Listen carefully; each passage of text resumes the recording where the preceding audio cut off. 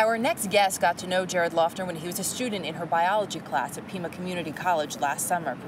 Professor Debbie Scheidemantel called the police, eventually had Loughner removed from class. She joins us exclusively this morning to share more on this story. So this was not very long ago, September 23rd. After having him in your class for a month, you decide to call 911. Why?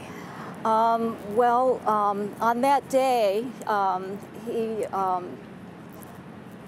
was very disruptive in class. What had happened was I was just starting class. I was collecting papers that were due at the beginning of class. A different student had realized he forgot his paper and asked if he could turn it in late. And I said he could, but it would be half credit. Then Jared realized that he didn't have his assignment. He raised his hand and asked if he could turn it in late. And I said yes, but for half credit. At that point, he was upset. He says, "No, I want full credit." And I said, "No, it's half credit. It's part of the policy. It's spelled out in the syllabus.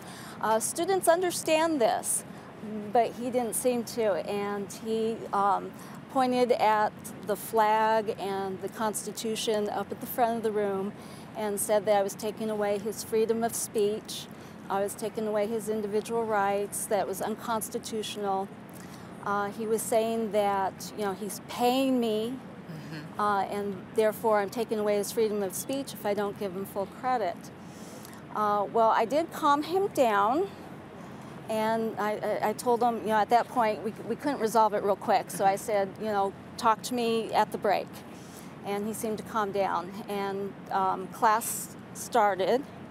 And did you end up having a conversation with him later? Were you able to have a rational conversation with him? No. Class started, about 5 minutes later, he raised his hand. I guess he got the idea. He asked, could I go to the library and do the assignment and come back before class is over and turn it in for full credit? And I said, no, that it would be half credit because it's due at the beginning. And again, he started his rant about the Constitution, pointing to the flag, pointing to the Constitution up at the beginning of the room. And at that point, he wouldn't stop, and so I asked the students to be calm and wait, and at that point I went to the next room and alerted my lab staff that there was a situation, and I called 911. Were you fearful for your safety or for the safety of your other students at that point? Did he seem that he was violent in any way? He was not violent in any way, and he did not threaten anyone directly, but I did feel uneasy.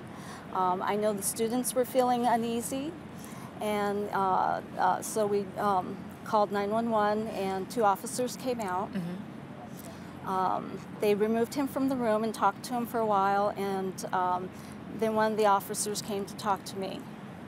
And do you feel that the response was appropriate? He eventually left the school not long after. Right. But do you feel that it was resolved, that they understood your concerns?